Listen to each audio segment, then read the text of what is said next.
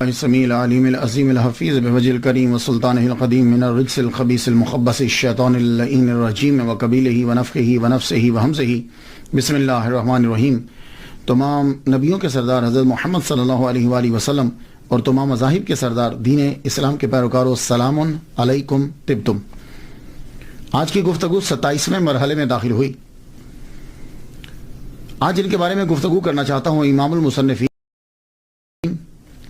فخر المحدثین، علامہ جلال الدین السیوطی شافعی شاذلی رحمۃ اللہ علیہ۔ مسلکن آپ شافعی ہیں اور مشرباً شاذلی ہیں، اس لیے میں نے ان کی گفتگو جو ہے وہ ابو الحسن شاذلی رحمۃ اللہ علیہ کے بعد ان کی گفتگو شروع کر دی، لیکن زیادہ شواہدات جو ہیں وہ نہیں ملتے، یعنی ڈیٹیل سے جسے آپ کہہ سکتے ہیں وہ گفتگو نہیں ہے۔ البتہ انہوں نے شاذلیہ سلسلے کے اوپر ایک کتاب لکھی ہے، اس کے اندر تصوف پہ گفتگو کی ہے، اور خود ان کا خاندان جو ہے وہ تصوف سے گہرا تعلق رکھتا تھا۔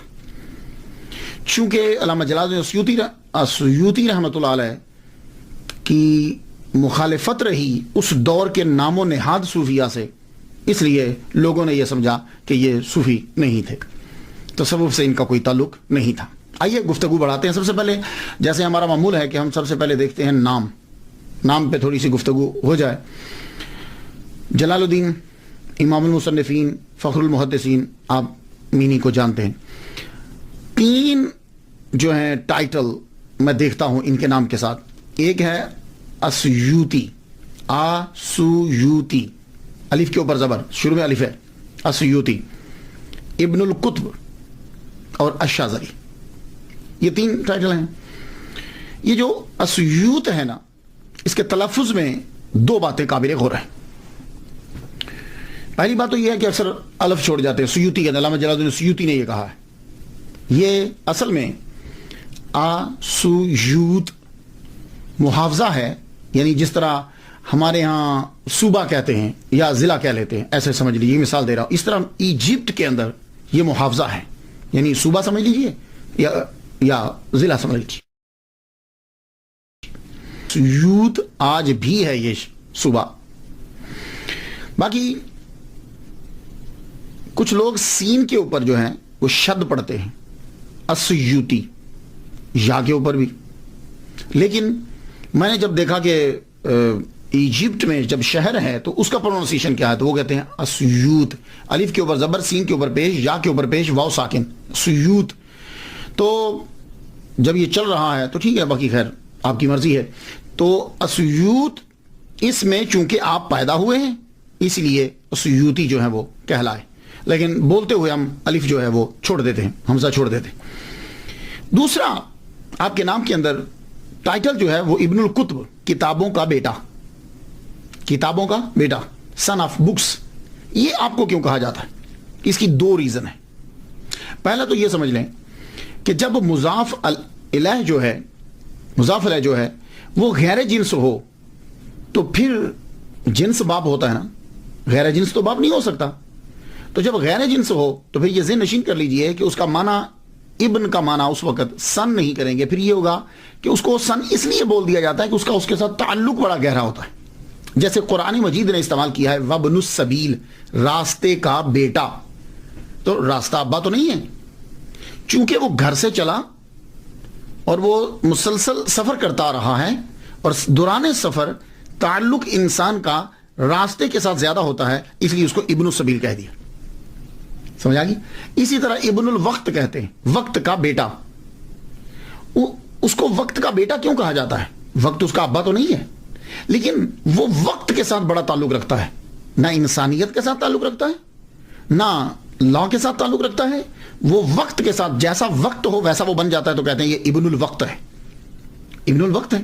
اسی طریقے سے ابن القطب جو کہا گیا ہے، اس کا مطلب یہ نہیں ہے کہ وہ اب کتابیں باپ بن گئیں اور یہ بیٹا، یعنی ان کا کتابوں سے گہرا تعلق ہے۔ اب کتابوں کے ساتھ امام المصنفین کا جو گہرا تعلق ہے وہ 2 طرح سے ہے۔ ایک تو ان کا کتابوں کے لکھنے کے لحاظ سے بڑا تعلق ہے۔ جمیل بخت نے یہ کہا ہے کہ آپ نے 576 کتب لکھی ہیں، اور ایک انگریز مصنف ہے فلوگل، اس نے یہ کہا ہے کہ آپ نے 561 کتب لکھی ہیں، اور کسی نے کہا ہے کہ 1000 کتابیں لکھی ہیں، اور ایک نے لکھا ہے کہ آپ نے 600 کتابیں لکھی ہیں۔ اس دور کے اندر، اس دور میں 1445 عیسوی میں، یہ آج کل 2013 جا رہی ہے، 1445 کی بات کر رہا ہوں، اس دور کے اندر 849 ہجری کی ہے، اور اب یہ 1434 جا رہی ہے۔ تو سینکڑوں سالوں کے پہلے کتابیں اتنی لکھنا بہت مشکل تھا۔ آج کے دور میں بڑی آسان ہے، وہ کیا کہ بندے بٹھا لیے جائیں، ان سے کہا جائے چلو بھائی لکھو، لکھنے کے بعد خود چیک کر لیا جائے۔ اس دور میں کتاب خود لکھی جاتی تھی، لوگ لکھتے تھے، اور علامہ جلال الدین السیوطی رحمۃ اللہ علیہ جو ہیں، ان کا تو کوئی شک کر ہی نہیں سکتا، انہوں نے تو کمرے میں بند ہو کر سب کتب لکھی، کیونکہ سارے لوگ جو ہیں وہ تقریباً مخالف تھے، گورنمنٹ بھی ان کی مخالف تھی۔ تو ایک تو یہ ہے کہ آپ کا تعلق کہ آپ نے کتب لکھی بہت زیادہ ہے۔ دوسرا تعلق کیا ہے کتابوں کے ساتھ آپ کا، کہ آپ کو ابن الکتب کیوں کہا جاتا ہے؟ اسے مصری علماء بیان کرتے ہیں۔ میں نے ڈاکٹر علی گوما سے سنا ہے، یہ مصر کے ڈاکٹر ہیں، مقرر بھی بڑے اچھے ہیں، کہنے لگے کہ آپ کو ابن الکتب اس لیے کہا جاتا ہے، کتابوں کا بیٹا، آپ کے والد گرامی بذات خود بہت بڑے عالم تھے، وہ اس یوت کے قاضی بھی رہے ہیں، شاہی امام رہے ہیں، وہ آپ علامہ تھے، صوفی تھے۔ تو آپ ایک اسٹڈی کر رہے تھے، تو گھر کے اندر دوران اسٹڈی آپ نے علامہ جلال الدین السیوطی رحمۃ اللہ علیہ کی والدہ ماجدہ سے یہ کہا کہ وہ فلاں کتاب مجھے پکڑانا۔ وہ بیچاری ان دنوں ذرا بیمار تھی، وہ کتاب لینے کے لیے جب لائبریری میں گئی تو وہیں انہیں درد ذیل ہو گئی۔ تو درد ذیل جب ہوئی تو اسی جگہ پہ لائبریری کے اندر ہی امام المصنفین علامہ جلال الدین السیوطی شافعی شاذلی رحمۃ اللہ علیہ کی ولادت ہوگی۔ تو اس لیے انہیں کہا جاتا ہے ابن الکتب، کتابوں کا بچہ، یعنی ان کی ولادت لائبریری میں ہوئی۔ تو اصل میں نے آپ کو بتا دیا کہ جب مضاف الیہ جو ہے غیر جنس ہو تو پھر تعلق کی بنا پر اسے ابن کہہ دیا جاتا ہے، تو یہ ابن الکتب ہو گیا۔ شاذلی، آپ کا تصوف میں جو آپ کا تعلق ہے، مصر کے اندر اگر آپ جائیں تو دو چیزیں زیادہ ملیں گی اکثریت کے ساتھ۔ ایک تو شوافع زیادہ ملیں گے، ایجپٹ کے اندر امام شافعی رحمہ اللہ کے پیروکار زیادہ ہے، اور دوسرا تصوف کے اندر شاذلی سلسلے کے پیروکار زیادہ ملیں گے، تو اس لیے آپ کو شاذلی بھی کہا جاتا ہے۔ اور آپ کے بڑے دوست جو ہیں وہ شاذلی، اور شاذلی سلسلے پہ آپ نے کتاب بھی لکھی۔ اب آ جائیے آپ کی ابتدائی کہ آپ کہاں سے آئے۔ آپ ایرانی النسل ہیں، ہاں، علامہ جلال الدین السیوطی عربی النسل نہیں ہے، ایرانی النسل ہیں۔ آپ پہلے بغداد آئے، بغداد سے پھر ایجپٹ میں آئے، مصر میں آپ کا خاندان آیا، اور مصر کے اندر ایجپٹ میں جب آپ کا خاندان آیا تو آپ کا خاندان پڑھا لکھا خاندان تھا، شروع ہی سے تصوف میں چلے آ رہے، ولی کامل آپ کا خاندان۔ تو جب آپ کا خاندان ایجپٹ میں آیا تو چونکہ صاحب علم ہے، اس لیے وہ گورنمنٹ کے اندر آپ کا خاندان جو ہے وہ ضرور ہے، یا تو حاکم رہے کسی نہ کسی شہر کے، یا حاکم کے مشیر رہے، ایون کہ آپ کے والد گرامی جو ہیں وہ بھی اعلیٰ عہدے پر فائز رہے ہیں۔ آپ قاضی تھے اس یوتھ کے۔ اس دور میں قاضی جو ہوتا تھا اس کی پرسنالٹی اور سٹیٹس جو ہے وہ بہت ہائی ہوتا تھا، جیسے آج کے دور کے اندر کوئی جج ہو یا چیف جسٹس ہو، اور شاید آج کے دور میں چیف جسٹس کا بھی اتنا مرتبہ نہ ہو جتنا اس دور کے اندر پرانے اسلامی دور میں جج کا، قاضی کا جو ہے وہ مرتبہ ہوتا تھا۔ اور آپ کا خاندان شروع ہی سے علم پرور ہے، اور خود بھی صاحب علم ہے۔ امام سیوطی رحمۃ اللہ لکھتے ہیں کہ میرے جد اعلیٰ شیخ حمام الدین ایک صوفی تھے، یعنی جن سے آگے نسل چلی، اور امام سیوطی کے والد گرامی شیخ ابو بکر الکمال جو امام حجر اسقلانی رحمۃ اللہ علیہ کے شاگرد ہیں، آپ مدرسہ شیخونیہ میں مدرس بھی تھے اور شہر اسیوط کے قاضی بھی تھے۔ امام سیوطی رحمۃ اللہ کے والد گرامی جب فوت ہوئے تو آپ اس سے اندازہ لگائیے کہ اس دور کا جو خلیفہ ہے قائم بامر اللہ، وہ آپ کے جنازے کے ساتھ چلا، اور امام جلال الدین سیوطی رحمۃ اللہ علیہ کے والد گرامی کے جنازے کو کندھا دیا اور قبرستان تک گیا۔ عام طور پر کیا ہوتا ہے کہ جنازہ پڑھنے کے بعد چھوڑ دیتے، قبرستان تک گیا، اس سے اندازہ لگا لیجئے کہ آپ کے والد گرامی جو ہیں وہ کتنے اعلیٰ عہدے پر فائز تھے کہ خلیفہ وقت جو ہے وہ آپ کے جنازے میں شرکت کر رہا ہے. باقی لوگوں کی تو بات ہی چھوڑ دیجئے، جب خلیفہ وقت شامل ہو گیا ہے تو باقی لوگ تو سارے آئے ہوں گے، پوری گورنمنٹ آئی ہوگی. علامہ جلال الدین سیوطی شافعی شاذلی رحمۃ اللہ علیہ کا اصل نام جو ہے وہ عبد الرحمن ہے، اور آپ کے والد گرامی کا نام الکمال ابو بکر ہے. ایک جگہ میں نے ابو بکر پہلے پڑھا اور الکمال بعد میں، اور ایک جگہ الکمال پہلے اور ابو بکر بعد میں. یہ آپ کے والد گرامی کا نام. اور یہ شافعی ہیں، آپ کے والد گرامی بھی شافعی مسلک کے تھے. 855 ہجری کو سفر بروز سوموار ان کا انتقال ہوا. ان کے گھر میں شہنشاہ قلم امام سیوطی رحمۃ اللہ علیہ 1 رجب 849 ہجری 13 اکتوبر 1445 عیسوی بروز اتوار بعد مغرب مصر کے شہر اسیوط میں پیدا ہوئے. ان کے گھر کے اندر آپ کے والد گرامی جو ہی امام المصنفین فخر المحدثین علامہ جلال الدین اسیوطی شافعی شاذلی رحمۃ اللہ علیہ پیدا ہوئے تو آپ کے والد گرامی اپنے بیٹے کو اٹھا کے سیدہ نفیسہ رضی اللہ تعالیٰ عنہ ان کے مزار کے پاس ایک مجذوب رہا کرتے تھے شیخ محمد، ان کے پاس لے گئے. انہوں نے ان کو اپنی جھولی میں اٹھایا اور برکت کی دعا کی. اللہ تعالیٰ نے شیخ محمد مجذوب رحمۃ اللہ علیہ کی دعا کو قبول کیا اور دنیا میں ان کا نام جو ہے وہ روشن ہوا. یہاں سے اندازہ کر لیجئے کہ امام جلال الدین سیوطی رحمۃ اللہ علیہ کے خاندان کا صوفیہ سے کتنا گہرا تعلق ہے. ہاں، ہم لوگ جو ہیں وہ تصوف کسی اور چیز کو سمجھتے ہیں. تصوف یہ ہوتا ہے. یہ مثالیں ذہن میں رکھیے. ہم نے صرف ان کو ایک مصنف اور ایک مقرر اور مدرس کے نام سے متعارف کروایا. بہت بڑے صوفی ہیں. والد جب آپ کی عمر 5 سال کی ہوتی ہے تو والد کا انتقال ہو گیا. عمر 5 سال ہوئی تو آپ کے والد گرامی کا انتقال ہوا. قاضی اسیوط مدرس مدرسہ شیخونیہ شاہی امام شیخ ابو بکر کمال شافعی رحمۃ اللہ علیہ کا بروز سوموار 855 ہجری میں انتقال ہو گیا. آپ یتیم ہو گئے. آپ کی پرورش آپ کے والد کے دوست صوفی شیخ شہاب الدین کے سپرد ہوئی. اور ایک بات یاد رکھیے گا، بلوغت سے پہلے یتیمی ہوتی ہے. ہاں، بلوغت کے بعد یتیمی نہیں ہے. ہاں، بچہ بالغ ہونے سے پہلے جو ہے اسے یتیم کہیں گے. اس طرح تو پھر بندہ ساری زندگی یتیم رہے گا. نہیں، بلوغت کے بعد وہ چیز اب ختم ہو گئی. اور انسانوں کے اندر یتیم ہوتا ہے جس کا والد فوت ہو جائے. جانوروں میں یتیم وہ ہوتا ہے جس کی ماں فوت ہو جائے. اور موتیوں میں یتیم وہ ہوتا ہے جو سیپ کے اندر اکیلا ہوتا ہے. سرکار صلی اللہ علیہ وسلم سے کو کہا جاتا ہے نا در یتیم. تو آپ 5 سال کی عمر میں آپ کے والد گرامی کا وصال ہو گیا، اس لیے آپ اب یتیمی میں پرورش پائی.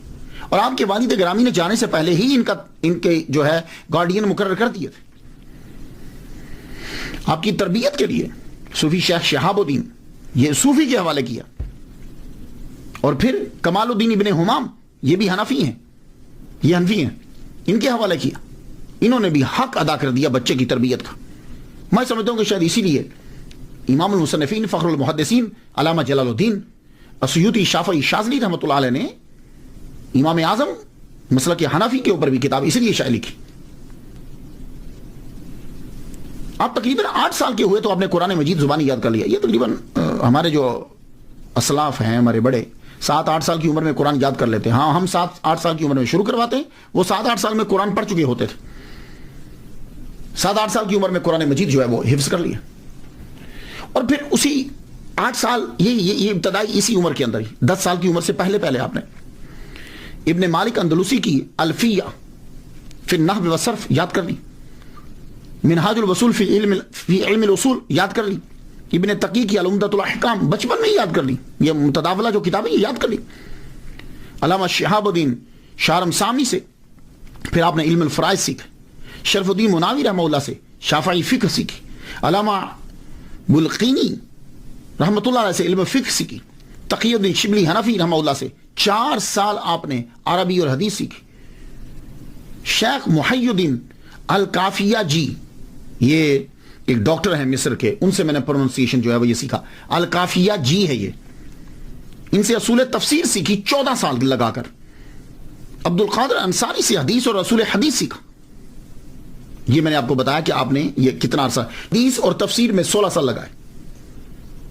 150 وقت کے جید علماء سے اور محدثین سے آپ نے علم حدیث سیکھا ہے, اور علم حدیث سے جتنے بھی ریلیٹڈ علوم ہیں وہ سیکھے.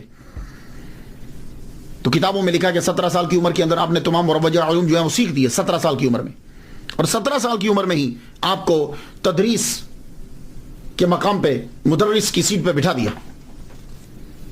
اس کے بعد جب پڑھ لیتے ہیں تو پڑھنے کے بعد سیر و سیاحت کے لیے آپ نے کہا کہ میں ذرا حج کرنا چاہتا ہوں. تو علامہ بلقینی رحمۃ اللہ, اس کا پروننسی بلقینی ہے, علامہ بلقینی رحمۃ اللہ علیہ خاص نظر کرم فرماتے تھے آپ کے اوپر. آپ ذرا کچھ سیر و سیاحت کے لیے نکلے. پہلے تو آپ نے مصر کے جو شہر تھے وہ آپ نے دیکھے, اس کے بعد حج کے لیے نکلے مکہ مدینہ. مکہ جب آپ حج کر رہے تھے, حج کرتے ہوئے آپ نے وہاں دعا مانگی. اور یہ بات یاد رکھیے گا, آپ بھی جب کبھی حج کرنے یا عمرہ کرنے کے لیے جائیں تو زمزم کے کنویں کے اوپر, اب تو وہ بند کر دیا, میں ویسے نیچے گیا ہوں, میں نے وہ کنواں بھی دیکھا ہوا ہے, لیکن اب تو خیر بند کر دیا. تو آپ وہ جگہ تھوڑی سی تلاش کر کے دیکھ لیجئے, کھڑے ہو کر دعا مانگیں, جو دعا مانگیں گے وہ قبول ہوتی ہے. آپ نے بھی دعا مانگی کہ یا اللہ علامہ بلقینی جیسا مجھے فقیہ ہی بنا دے, اور ابن حجر جیسا مجھے محدث بنا دے, حدیث میں مجھے جو ہے وہ غلبہ عطا فرما, یعنی میں حدیث کا علم سیکھوں. اللہ نے دعا آپ کی قبول فرمائی. آپ نے یمن گئے, شام گئے, آپ موراکو گئے, اور ایون کہ آپ انڈیا تک بھی گئے. امام المصنفین فخر المحدثین علامہ جلال الدین السیوطی شافعی شاذلی رحمۃ اللہ علیہ انڈیا بھی آپ سفر کر کے آئے. پھر آپ واپس آ گئے. واپس آ کر آپ نے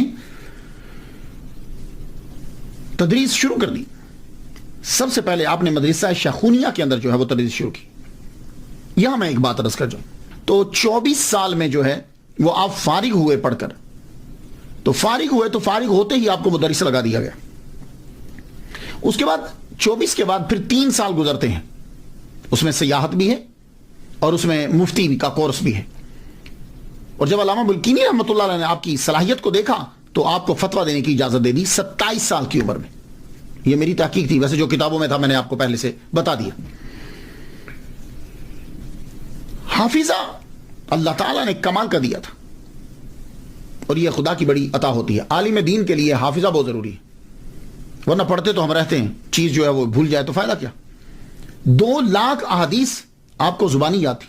اب فرماتے ہیں کہ مجھے اس سے زیادہ بھی ملتی تو میں اور یاد کر لے, وہ بھی یاد کر لیتا. 2 لاکھ احادیث مبارکہ آپ کو زبان. اور ویسے میں ایک بات بتاتا جاؤں کہ احادیث کی تعداد جو ہے وہ سند کی وجہ سے ہوتی ہے, یا متن کی وجہ سے نہیں. سند جو بدلتی جاتی ہے تو حدیثوں کی تعداد بھی بڑھتی چلی جاتی.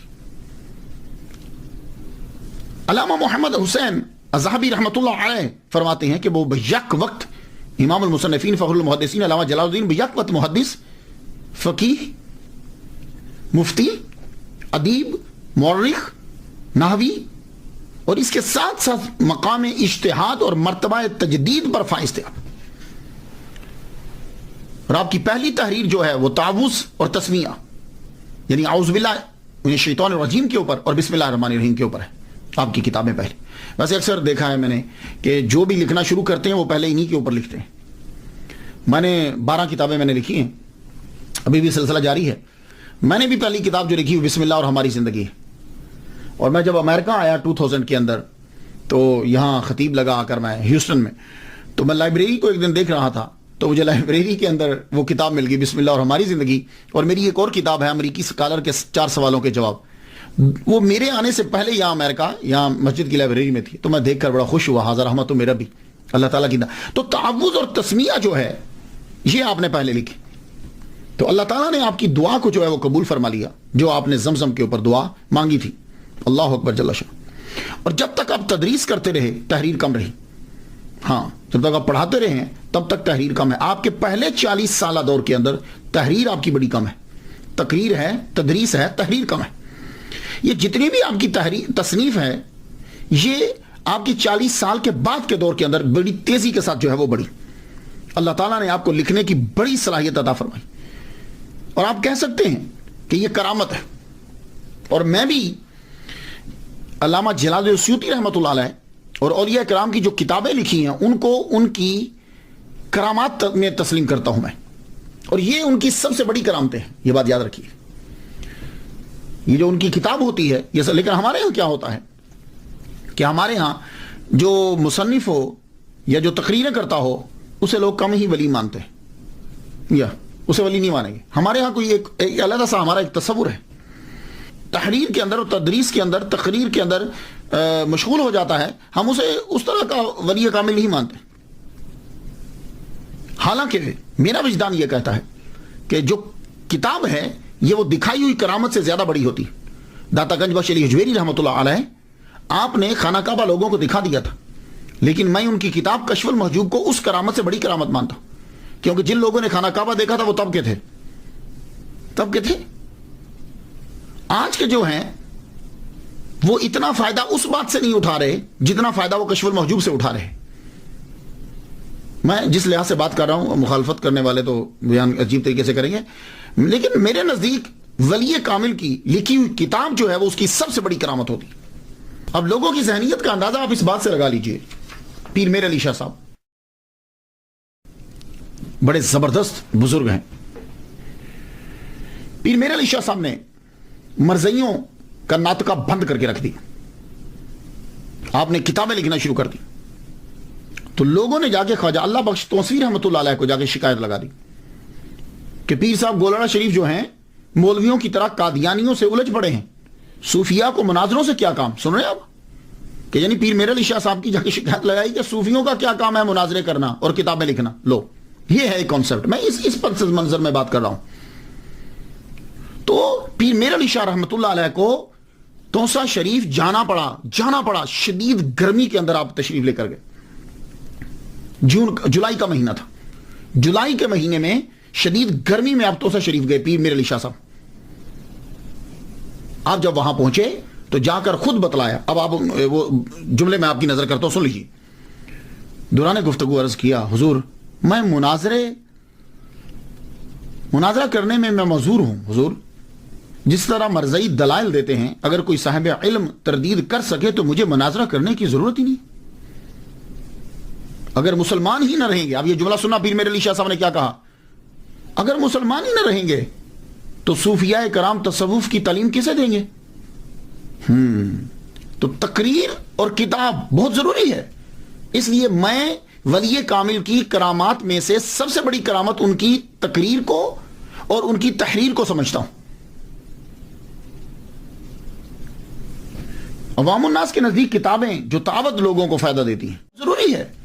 اس لیے میں ولی کامل کی کرامات میں سے سب سے بڑی کرامت ان کی تقریر کو اور ان کی تحریر کو سمجھتا ہوں. عوام الناس کے نزدیک کتابیں جو تعبد لوگوں کو فائدہ دیتی ہیں اور روحانی تقاریر جو اکثریت کو فائدہ دیتی ہیں کرامت نہیں ہوتی. اور نہ ہی ایسے عالم کو اولیاء میں تحریر کرتے، ان کو علماء اور مولویوں میں شامل کرتے. میرے نزدیک علامہ سید جزولی رحمۃ اللہ علیہ کی دلائل الخراج جو ہے وہ ایک بہت بڑی کرامت ہے.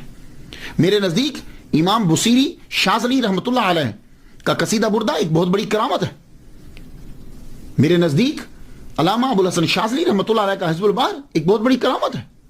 میرے نزدیک امام جلال الدین السیوطی رحمۃ اللہ علیہ کی الاتقان اور آپ کی دوسری کتب یہ بہت بڑی کرامت ہے. میرے نزدیک پیر میر علی شاہ صاحب کی کتب بہت بڑی کرامت ہے.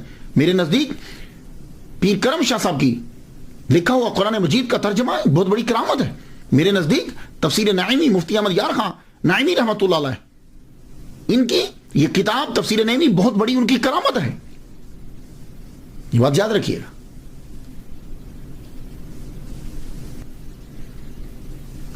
تو علامہ جلال الدین السیوطی رحمۃ اللہ علیہ کو ایک اور ٹائٹل ملتا ہے حافظ.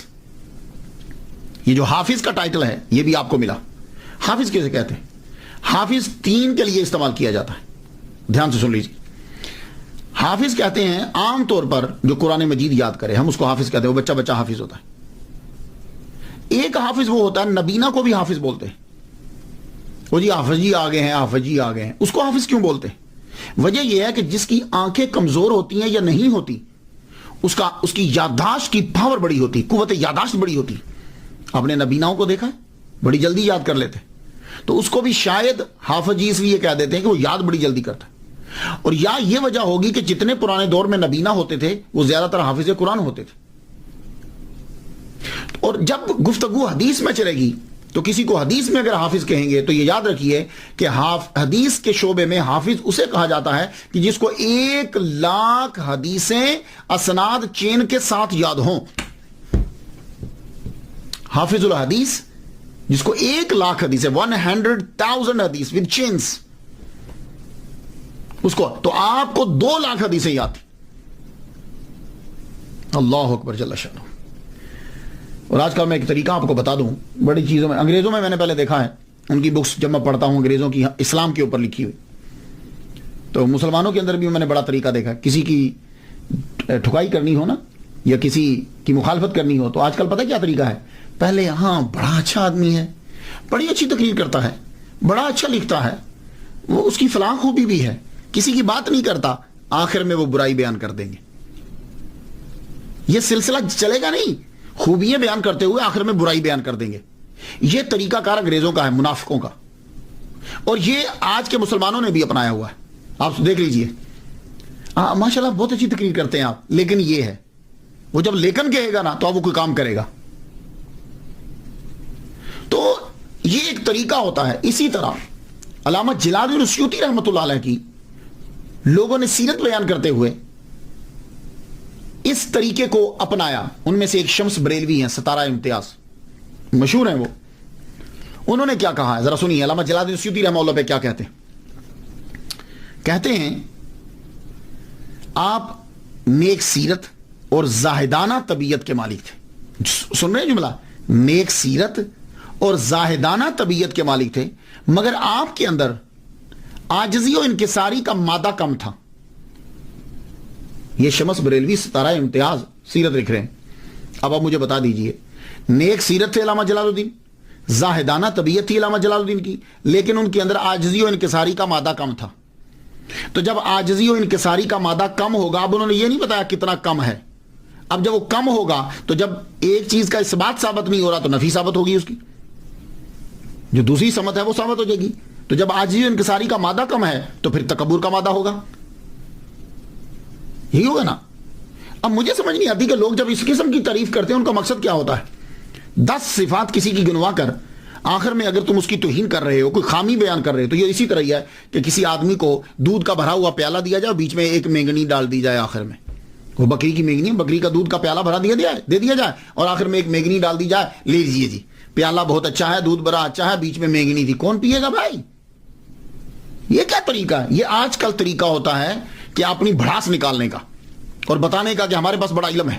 علامہ جلال الدین السیوطی رحمۃ اللہ علیہ کے بارے میں جب یہ کہا جائے گا کہ آپ کے اندر عاجزی و انکساری کا مادہ کم ہے, تو میں یہ پوچھنا چاہوں گا کہ جن کے اندر عاجزی و انکساری کا مادہ کم ہے ان کے اندر تکبر ہے, تو کیا تکبر والے آدمی کو محمد مصطفیٰ صلی اللہ علیہ وسلم نے جاگتے ہوئے 70 مرتبہ اپنی زیارت کروائی ہے؟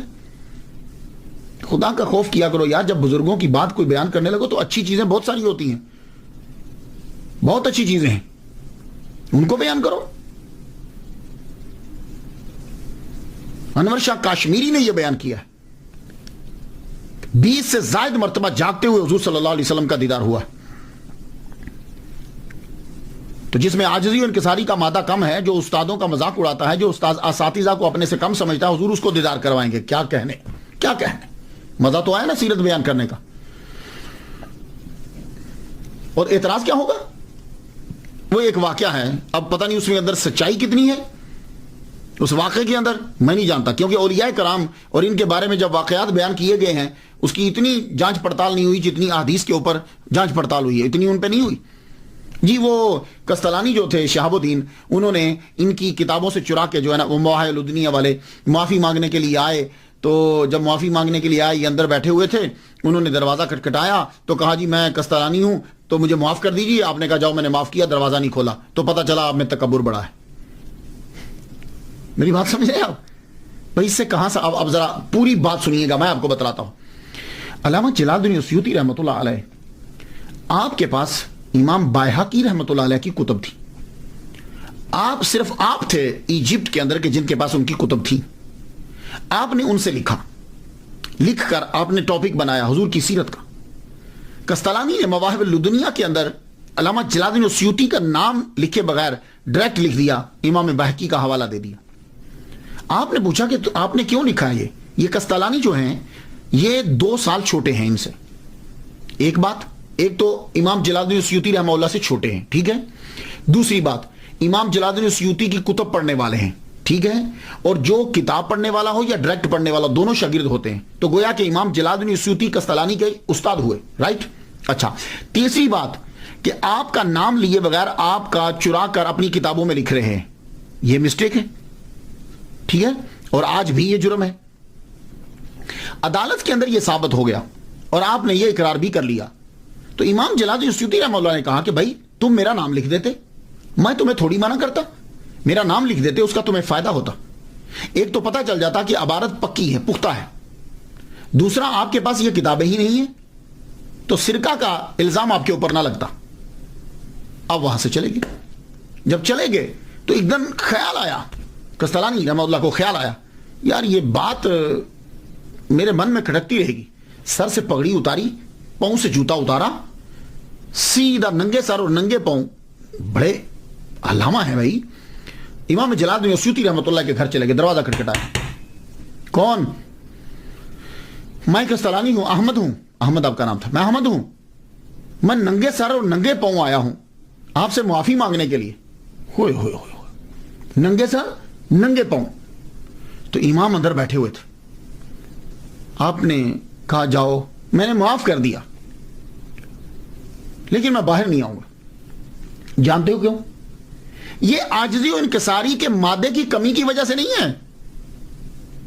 آپ نے کبھی سادات کو دیکھا؟ آپ نے کبھی بڑے لوگوں کو دیکھا ہے کہ وہ جب کسی کو دیتے ہیں تو اپنی نظر جھکا کے پھر دیتے ہیں؟ جائیے جا کے سادات کو دیکھ لیجئے، امام زین العابدین کو دیکھ لیجئے، امام جعفر صادق کو دیکھ لیجئے، یہ سادات کو جا کے دیکھیے، جب یہ دیتے تھے خیرات، امام حسین کو دیکھ لیجئے، جب خیرات دیتے تھے تو اپنی آنکھ نیچے کر لیتے تھے۔ کیوں؟ اس لیے کہ جو لینے والا ہے وہ سائل ہے، جب وہ لے رہا ہوگا تو اس کے چہرے پہ ندامت ہوگی، اور وہ ندامت ہم دیکھنا نہیں چاہتے، تو یہ سر کو جھکا لیتے تھے۔ یار اتنا بڑا امام کہ جس کو حضور صلی اللہ علیہ وسلم 70 مرتبہ سامنے جاگتے ہوئے دیدار کروا رہے ہیں، کیا وہ شیخ کی ندامت کو دیکھ پاتے کہ جو ننگے سر اور ننگے پاؤں آئے ہیں؟ نہیں، یہ عاجزی و انکساری نہیں، شرافت کا اعلیٰ مقام ہے۔ کہنے لگے میں نے آپ کو معاف کیا، تو امام جھوٹ نہیں بول سکتے، تو کہا میں نے آپ کو معاف کیا لیکن آپ کہہ رہے ہو کہ میں ننگے سر اور ننگے پاؤں آیا ہوں، میں آپ کی یہ کیفیت نہیں دیکھ سکتا، جائیے میں نے آپ کو معاف کیا۔ اس میں کون سا عاجزی و انکساری کا مادہ کم ہوا بھائی؟ اسی طرح آپ نے جو کہا کہ میرے اساتذہ نے وہ نہیں لکھا، جو میں لکھ رہا ہوں اس میں تکبر نہیں ہے، تحدیث نعمت ہے۔ بہت سے ایسے ہیں کہ جنہوں نے کہا کہ ہمارے اساتذہ نے ایسا نہیں لکھا۔ اور ایک بات اور بتا دوں آپ کو، میں آپ لوگ جب کتاب میں پڑھو گے تو لکھے ہوئے کا معنی ایک ہی ہوتا ہے، لیکن بولے ہوئے کے کم از کم 4 معنی ہوتے ہیں۔ ہاں، جب کوئی چیز لکھ دی جائے گی تو اس کا معنی ایک ہی ہوگا، لیکن جب کوئی چیز بولی جائے گی تو سننے والا سمجھے گا کہ یہ جو جملہ بولا جا رہا ہے اس کا معنی کیا ہے۔ جیسے میں اگر کہوں تم جا رہے ہو، اب اس کے 4 معنی ہیں، تم جا رہے ہو، یہ 4 معنی بنیں گے۔ تم جا رہے ہو کویسچن، تم جا رہے ہو خبر، تم جا رہے ہو آرڈر، تم جا رہے ہو تنزیہ۔ تو ایک ہی جملہ جو ہے اس کے 4 میننگ بن سکتے ہیں کہ خبر دی جا رہی ہے، طنز کی جا رہی ہے، پوچھا جا رہا ہے یا حکم دیا جا رہا ہے۔ تو علامہ جلال الدین السیوطی رحمۃ اللہ علیہ نے جب اس جملے کو بولا تو لکھا ہوئے کو ہم نہیں سمجھ سکتے، تو اس لیے علامہ جلال الدین السیوطی رحمہ اللہ، اگر آپ یہ لوگ تسلیم کرتے ہو کہ 70 مرتبہ ان کو زیارت ہوئی ہے، تو پھر میں ہرگز یہ تسلیم نہیں کروں گا کہ ان کے اندر عاجزی و انکساری کا مادہ کم تھا اور وہ اپنے اساتذہ کے بے ادب تھے۔ میں یہ تسلیم نہیں ہرگز نہیں کروں، کیونکہ حضور پاک صلی اللہ علیہ وسلم اور اللہ ایسے بندوں پہ نظر کرم فرماتا ہی نہیں۔ تو دونوں میں سے ایک چیز نکالنا پڑے گی، اور یقیناً دوسری نکالیں گے، پہلی نکل نہیں سکتی۔ اور تیسری بات سن لیجئے، وہ یہ ہے کہ بہت سے ایسے ہمارے امام ہیں کہ جن کی زندگی مخالفت میں گزری، لوگوں نے، گورنمنٹ نے، ماحول نے ان کی خوب مخالفت کی، جلسی کی وجہ سے، تو اس لیے جو دل میں آیا انہوں نے لکھ دیا۔ مصر کے تمام علماء کرام اس بات پر متفق ہیں کہ آپ درجہ اجتہاد پر فائز تھے، خود آپ کے پاس ٹولز تھے، آپ نے مسائل جو ہیں وہ لکھنے شروع کیے, اجتہاد کیا آپ نے, لیکن وہ اجتہاد آپ کا سارا اجتہاد جب آپ نے چیک کیا تو امام شافعی رحمہ اللہ کے ساتھ ملتا تھا. تو آپ نے امام شافعی رحمہ اللہ کی پیروی کی, خود مجتہد نہیں بنے. تصانیف آپ کی بہت زیادہ ہیں. عربی کے اندر کثیر التصانیف آپ کو کہا جاتا ہے. کثیر التصانیف مصنف کے حاملہ. آپ کی سب سے بڑی کرامت خدمت قرآن سے متعلق. آپ نے قرآن مجید کے بارے میں بہت کچھ لکھا ہے. خود بتلاتے ہیں کہ یہ شوق میرے اندر کیوں پیدا ہوا. کہنے لگے کہ میں جب کتابیں پڑھتا تھا, کتب پڑھتا تھا لائبریری میں جا کے, تو مجھے حدیث کی کتابیں بڑی ملتی تھی. یہ دیکھیے, یہ بھی حدیث کی کتاب لکھی گئی. اعلیٰ حضرت عظیم البرکت کی جامع الحدیث سے مکمل ان کی جو حدیث لکھی ہوئی ہیں وہ جمع کی. حدیث کی کتابیں بڑی ملتی تھی, لیکن قرآن کے بارے میں کتابیں بہت کم ملتی تھی. میں نے اپنے اساتذہ کی کتابیں پڑھی, اقرار کرتے ہیں وہ, میں نے اپنے اساتذہ کی کتابیں پڑھی, چھوٹی چھوٹی ہوتی تھی. ضرورت تھی کہ اسے اور وسیع کیا جائے. لو, اس میں کیا بے ادبی ہے, اس میں کیا بے ادبی ہے کہ اسے اور وسیع کیا جائے. تو پھر میں نے وہ کتب پڑھی, پڑھنے کے بعد میں نے ان کو اور وسیع کیا. پھر میں نے کچھ کتابیں پڑھی کہ میں نے جب کتابوں کو پڑھا تو مجھے لگا کہ ابھی بہت کچھ ہے میرے لیے کہ جو میں اور لکھ سکتا ہوں اس کتاب کے اوپر. اس میں کون سا تکبر ہے. تو آپ نے پھر کتابیں جو ہیں وہ لکھنی شروع کی. یہ اتقان جو ہے, اگر آپ تفسیر لکھنا چاہیں گے تو آپ کو اس کتاب کی بڑی اشد ضرورت پڑے گی. الاتقان جو ہے فی علوم القرآن, علامہ جلال الدین السیوطی رحمۃ اللہ علیہ کی کتاب. اس کے بغیر کہاں لکھیں گے آپ تفسیر کو.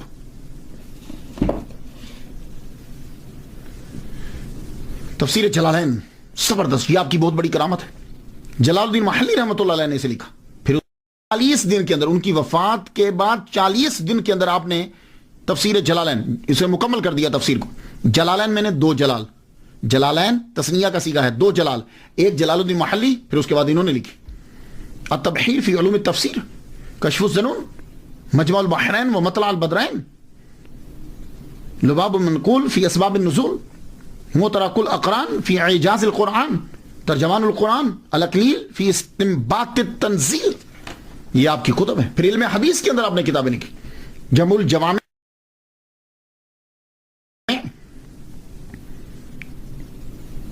اظہر المتناصرہ فی الاحادیث المتواترہ. اس میں آپ 100 حدیث ایسی جمع کی ہیں کہ جن کو حضور صلی اللہ علیہ وسلم کے 10 صحابہ نے تواتر کے ساتھ بیان کیا. شارح بھی آپ غضب کے تھے. مسلم شریف چھوڑ کر بخاری, ترمذی, نسائی, ابن ماجہ, موطا, اس کی شروعات آپ نے لکھی. اور حضور صلی اللہ علیہ وسلم سے عشق بھی آپ کو کمال درجے کا تھا, اور یہ عشق کا نتیجہ ہے کہ سرکار نے آپ کو دیدار کروایا. اور اس عشق کی مثال آپ نے کیا دی, اس کا اظہار کس طرح کیا کہ حضور صلی اللہ علیہ وآلہ وسلم کے ماں باپ کے اوپر اعتراضات آج تک ہوتے ہیں. حضور صلی اللہ علیہ وسلم کے ماں باپ, حضور کی والدہ ماجدہ کی قبر بالکل مسمار کر دی گئی, اس کے اوپر کبھی روڑی پھینک دیتے ہیں, کبھی اس کو بالکل مٹا دیتے ہیں. آپ نے 6 رسالے حضور صلی اللہ علیہ وسلم کے ماں باپ کے ایمان پر لکھے. اللہ اکبر, یہ ہے عشق. اور میرا وجدان یہ کہتا ہے کہ جتنا آپ نے لکھا ہے آپ ہی ہیں جنہوں نے لکھا ہے. حضور صلی اللہ علیہ وسلم کی والدہ ماجدہ کے اوپر بہت کم لکھا گیا. 1993 کے اندر میں نے عرس آمنہ ایسے ہی کوئی اشارہ یا القاء ہوا 10 اپریل کا, مجھے 1993 سے میں نے شروع کیا حضرت آمنہ رضی اللہ تعالی عنہا کا عرس, اور آج بھی یہ آج 10 اپریل ہے. 10 اپریل کو پاکستان کے اندر کئی جگہ پہ عرس جو ہے وہ ہو چکا ہے. میں نے اس کی پیر محل میں 1 کروڑ مرتبہ, 1 کروڑ مرتبہ, بہت بڑا مدرسہ ہے, 1 کروڑ مرتبہ سارا سال پڑھتے رہتے ہیں درود شریف سرکار کی والدہ ماجدہ کے لیے پڑھا گیا. اسی طرح گجرات کے اندر بھی ہوا ہے. علامہ حنیف جلال پوری صاحب نے جو ہے وہ بہت بڑا عرس کیا. میرے والد گرامی کے مزار پر جو ہے سید طالب حسین شاہ رحمۃ اللہ علیہ, ان کے مزار پر جو بہت بڑا کل جلسہ ہوا ہے. تو اب یہ آہستہ آہستہ یہ پھیلتا جا رہا ہے. میرے والد گرامی کے مزار پر تو یہ درود شریف میں نے خود لکھوایا. لکھو اللہم صلی علی سیدنا محمد و آبا و محمد و آل محمد و صحاب محمد و بارک وسلم. میں نے کتاب جب لکھی, میں نے پڑھا ان کو, پھر اس کے بعد میں نے ایک کتاب لکھی, کتاب کا نام ماں ہے, وہ اس کو میں ڈیڈیکیٹ جو ہے وہ میں نے کیا سرکار کی والدہ محترمہ کو. اور میں نے الحاوی للفتاوی علامہ جلال الدین السیوطی رحمۃ اللہ علیہ, اس کے اندر ایک حدیث مبارکہ لکھی ہے کہ حضور فرماتے ہیں کہ میں عشاء کی نماز پڑھ رہا ہوں اور میں فاتحہ پڑھ چکا ہوں, میری والدہ مجھے آواز دیتی تو میں فاتحہ نماز روک کے پہلے ماں کی بات سنتا, پھر میں آ کے نماز پڑھتا. تو میں نے اس سے لکھا کہ حضور کتنا ادب کرتے ہیں کہ حضور کے لیے ان کی والدہ اللہ کے بعد ان کی والدہ ان کے لیے درجہ رکھتی. تو ایک مولوی نے میرے خلاف کتاب لکھ دی, کفر کا فتویٰ دے دیا, کتاب لکھ دی, ایک بندے کو بھیج دیا مجھے قتل کرنے کے لیے بھی. تو بعد میں کیا ہوا, کچھ ہی عرصہ کے بعد وہ مولوی جا رہا ہے, کالے کتے نے اس پر حملہ کیا اور وہ شخص جوانی کے اندر ہی مر گیا. اور جن جن لوگوں نے سرکار کی والدہ محترمہ کا احترام کیا اور دن منایا, اللہ تعالیٰ نے ان کو نوازا. امام جلال الدین سیوطی رحمۃ اللہ علیہ زندہ مثال ہے آپ کے سامنے, 70 مرتبہ حضور صلی اللہ علیہ وسلم نے ان کو دیدار کروایا ہے. کیوں؟ انہوں نے حضور صلی اللہ علیہ وسلم کی والدہ محترمہ اور حضور کے والد گرامی کے لیے کتابیں لکھی ہیں کہ وہ مومن تھے. میرے ایک دوست ہیں, بڑا عرصہ بیچارے باہر آنا چاہتے تھے, نہیں آوے. 2 سال انہوں نے سرکار کی والدہ محترمہ کا عرس کیا, تیسرے سال وہ باہر تھے. اسی طرح ایک اور صاحب ہیں, بلڈنگ سے انہوں نے بنانی تھی مدرسے کی, میں نے ان سے کہا کہ آپ کیجئے. پچھلے سال انہوں نے, اس سے پہلے سال انہوں نے عرس کیا, اس سال 2 منزلہ بن چکی. معلوم ہی کیسے ہو گیا. تو آپ بھی 10 اپریل کو سرکار صلی اللہ علیہ وسلم کی والدہ محترمہ کے لیے ضروری سال ثواب کیا کریں. میں تو ہر سال, یہ میں تحدیث نعمت کے لیے بتا رہا ہوں, ہزار رحمت تو میرے بھی, ہر سال سرکار کی والدہ کے نام کی ایک قربانی جو ہے وہ عید الاضحیٰ پہ میں کرتا ہوں. اگر سرکار کی والدہ مسلمان نہیں ہے نا, تو دنیا میں کوئی مائی کا لال مسلمان نہیں ہے. مخدومہ کائنات, ماؤں کی جائے پناہ حضرت آمینہ رضی اللہ تعالیٰ عنہ. تو اس لیے آپ لوگ جو ہو وہ ضرور احترام کیجیے, پھر دیکھیے کتنی برکتیں اور رحمتیں نازل ہوتی. محمد صلی اللہ علیہ وسلم کو اپنی والدہ سے بڑا پیار ہے. تو حضرت آمینہ رضی اللہ تعالیٰ عنہ, ان کے بارے میں کتب جو ہیں وہ انہوں نے لکھی. امام المصنفین علامہ جلال الدین سیوطی رحمۃ اللہ علیہ تعصب سے پاک. ہوتا کیا ہے کہ تعصب جو ہے یہ بڑھتا رہتا ہے جیلسی کی وجہ سے. لیکن آپ خود شافعی ہیں, لیکن امام اعظم نعمان بن ثابت رحمۃ اللہ علیہ پر بھی آپ نے کتاب لکھی, ان کی شان میں بھی. اسی طرح امام اعظم نعمان بن ثابت رحمۃ اللہ علیہ کے دوست امام مالک رحمۃ اللہ علیہ, مالکی فقہ کے جو بانی ہیں, ان کی شان میں بھی انہوں نے کتاب لکھی. تو تعصب سے بالکل جو ہے وہ ٹوٹلی پاک. میرے سامنے تقریباً لسٹ جو اندر پڑی, میں جو اسٹڈی کر رہا تھا تقریباً 200 کتب ہیں. لیکن میں کتابوں کے اوپر گفتگو کرنا شروع کر دوں گا تو آپ کے لیے تو خیر اتنا, ہاں کوئی اسٹوڈنٹ آپ میں ہو تو پھر اس کے لیے ہے کہ وہ جا کے تلاش کر سکتا ہے, اس کو خیر مل بھی جائیں گی. تفسیر, تقریر, تدریس, حدیث, قرآن, ایمان, جسم و جان, جن و انسان, کوئی ایسا ٹاپک نہیں جس کو اس ہستی نے ٹچ نہ کیا ہو. ہر آدمی کو کسی نہ کسی طرح. واعظین ہیں, انیس الجلیس بہترین کتاب ہے. تصوف کے اوپر شاذلیہ طریقہ کی بڑی تفسیر کیا. دنیا میں جب کوئی آتا ہے تو آخر اسے جانا بھی ہوتا ہے. امام المصنفین فخر المحدثین علامہ جلال الدین السیوطی شافعی شاذلی رحمۃ اللہ علیہ. آپ کو بیبرس خانقاہ جو ہے, مسجد جو ہے اس کے ساتھ خانقاہ تھی بیبروسیہ, اس کی خانقاہ کا منتظم اعلیٰ بنا دیا گیا, ہیڈ بنا دیا گیا. تو وہ خانقاہ آپ سمجھتے ہیں, خانقاہ میں زیادہ صوفیہ کرام رہتے ہیں. آپ جب گئے تو آپ نے صوفیہ کو دیکھا, صوفی تو آپ بھی تھے, دیکھا اتنا خرچہ, ماہانہ وظیفے اعلیٰ, سب کو اکٹھا کر کے کہا دیکھو تم لوگ خود کو صوفیہ کہلواتے ہو, خرچے تمہارے عمراج اتنے ہیں. آج دیکھو صوفیہ کے اندر اور تصوف کے اندر ہم نے بھی پڑھا ہے, تصوف کے اندر اس طرح کی عیاشی نہیں ہوتی.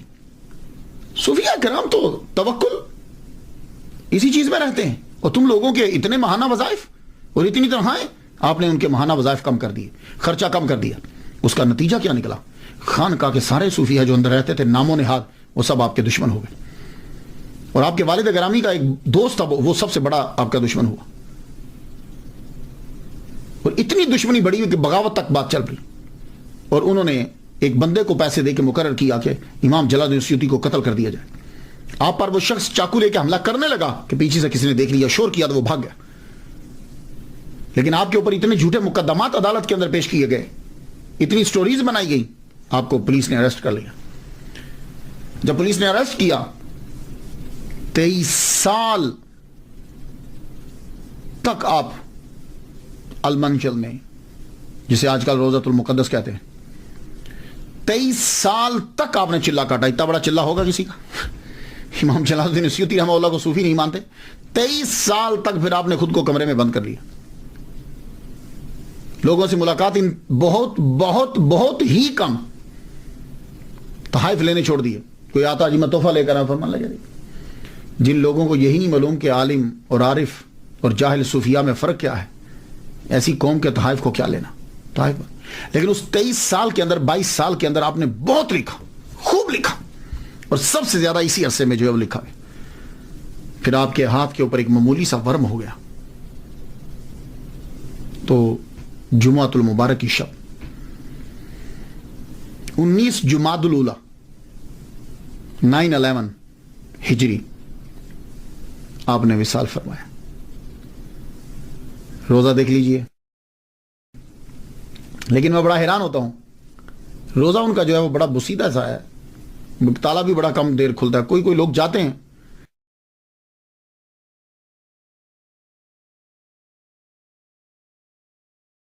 یہ اسٹوڈنٹس جو ہیں یہ ملیشیا سے پہنچے، بہت کم. اللہ تعالیٰ ان کی قبر پر کروڑوں رحمتیں نازل فرمائے. میں نے کافی دفعہ ان کے لیے فاتحہ پڑھی ہے، آپ بھی ان کے لیے فاتحہ پڑھ دیجئے. اجازت دیجئے. وآخر دعوانا ان الحمدللہ رب العالمین.